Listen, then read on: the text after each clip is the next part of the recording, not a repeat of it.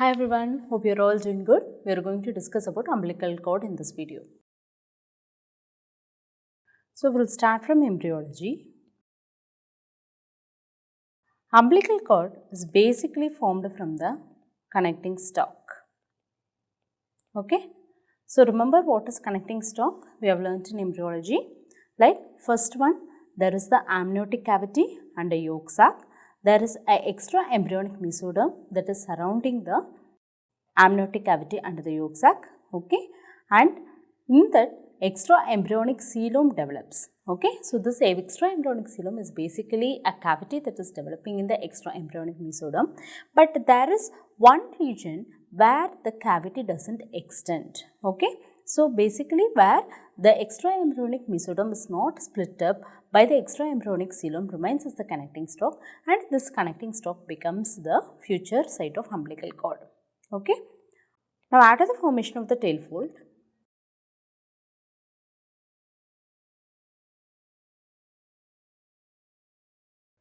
the connecting stalk comes in the region of umbilicus. Now we all know umbilical cord's main function is to connect the fetus and the placenta. Okay, so this is the placenta, this is the uterus, this is the umbilical cord that is connecting the fetus to the placenta. Okay. Now we will see a cross section of umbilical cord. What are the contents of umbilical cord? Number one, it has umbilical arteries. Umbilical arteries are 2 in number. These are the branches of internal iliac arteries. And in the fetus, they carry deoxygenated blood. Next, we have umbilical vein. Umbilical vein are actually 2 in number in the early embryo stage. Then what happens is, the right umbilical vein degenerates and only the left umbilical vein remains. Okay, you can remember it as left umbilical vein is only left. Okay.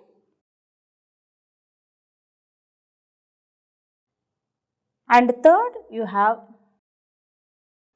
Wharton's jelly, and you also have some remnants of allantoic vessels and remnants of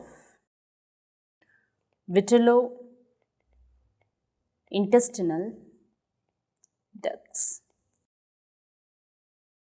If you see the umbilical epithelium, it can be seen in 2 layers, namely amniogenic layer and subamnio. In the amniogenic layer, we have epithelial cells, and in the subamniogenic layer, we have mesenchymal cells. Now you will ask me, ma'am, what is this Wharton's jelly, right? Wharton's jelly is nothing but the mucoid degeneration of the extra embryonic mesoderm. I hope you would have understood now, right? Now we will see this cross picture to help for better understanding. Okay. So we have the umbilical arteries, which are 2 in number. Remember, in fetus the umbilical arteries carry deoxygenated blood. Then we will have an umbilical vein. Remember, there is only one vein. Okay. So totally how many vessels in the umbilical cord? It is 3 vessels. Okay. Then you have Wharton's jelly and the umbilical lining. Okay. Some remnants of the allantois and vitelo-intestinal duct are also found here. Okay.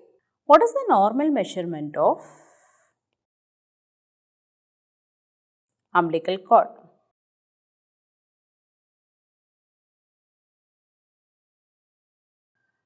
Normal measurements, length of the cord is around 50 to 55 centimeters and the breadth of the cord is around 1 to 2 centimeters. Okay? And usually the umbilical vessels which are present inside are more lengthier than the cord. Okay? And these vessels will go for folding and twisting inside of the cord, which will be seen as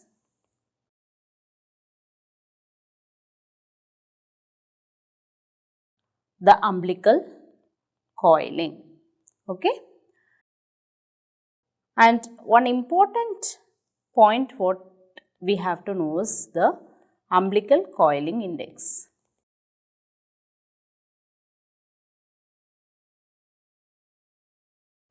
Umbilical coiling index is nothing but the number of coils present in the umbilical cord per centimeter. Okay? Usually at a normal term fetus will have the UCI, that is umbilical coiling index, to be 0.4.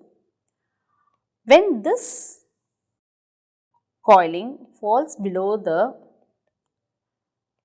10th percentile, the umbilical cord is said to be hypocoiled, and it is more than 90th percentile, the umbilical cord is said to be hypercoiled. Okay? And both these extremes are dangerous to the fetus. Okay? So, there are risks of fetal growth restriction, fetal heart rate anomalies,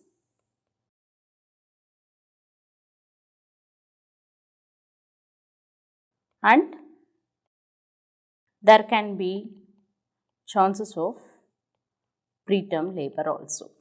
Okay? Now, what are the other pathologies we can have in the cord? Number 1, we can have cyst. Okay? There are two types of cyst, namely true cyst and the false cyst. Okay? True cyst are formed by the epithelium of allantoic remnants. The next pathology we can have in the umbilical cord is the knots. Again, knots can be true knots or false knots.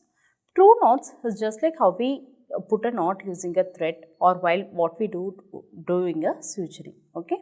So, true knots are basically due to active movement of the fetus. Okay. And false knots are again due to degenerations happening inside the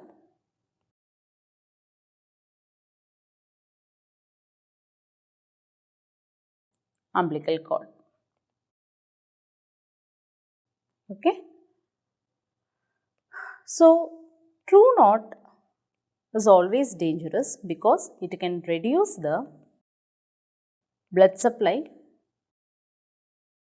to the fetus. Okay.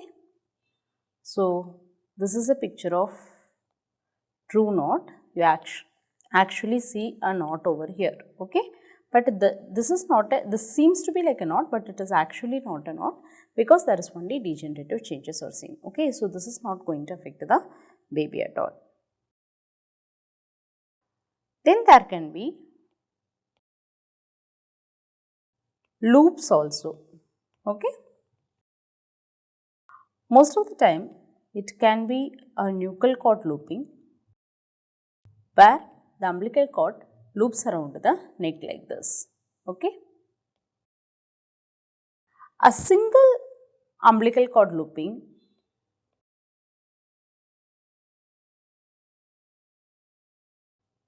doesn't harm the baby and it is not an indication of cesarean section. and normal delivery can be allowed.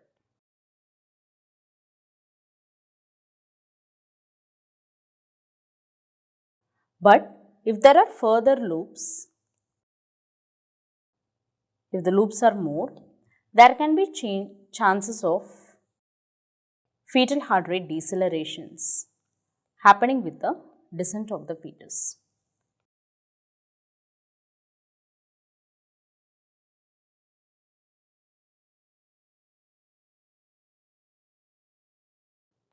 Okay.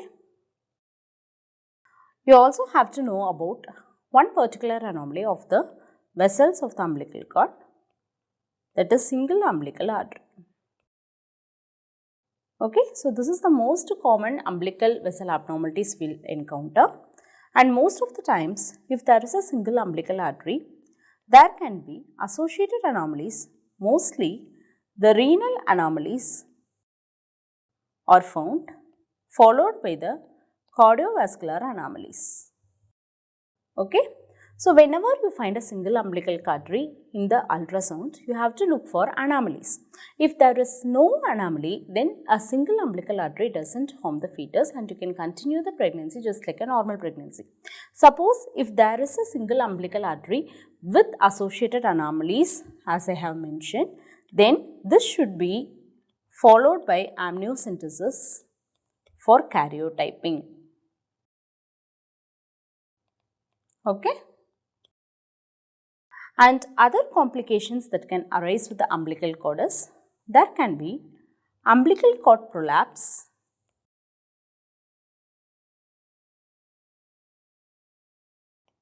this can be again overt umbilical cord prolapse and occult umbilical cord prolapse. Okay, prolapse is nothing but, see, you have the uterine cavity, imagine this is the baby. Okay, so this is the baby and you have the umbilical cord. Okay, so normally the presentation is only cephalic presentation here, but the umbilical cord is going to come over like this. Okay, in an overt umbilical cord prolapse, this umbilical cord is going to come below the fetal head, below the presenting part. Okay, in occult umbilical cord prolapse, this is going to come down, say, till this length. Okay, in either ways, if there is a compression of the umbilical cord, this can lead to fetal heart rate abnormalities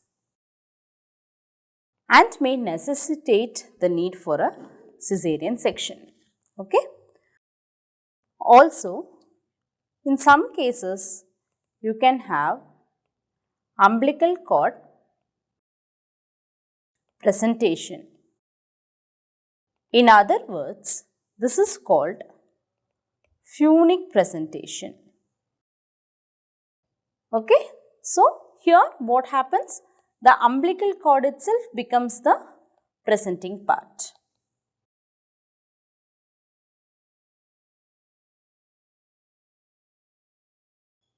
Okay. So, here you see this picture, this is the phunic presentation. Here you are able to see that the umbilical cord is below the fetal head. Okay. So, this is not a prolapse. When you do a pervaginal examination itself, the umbilical cord is going to present just like this. Okay. So, this is a phunic presentation. So, what are the other abnormalities that can be seen in the umbilical cord? There can be umbilical cord hematoma, umbilical cord thrombosis, varix of the vessels of the umbilical cord,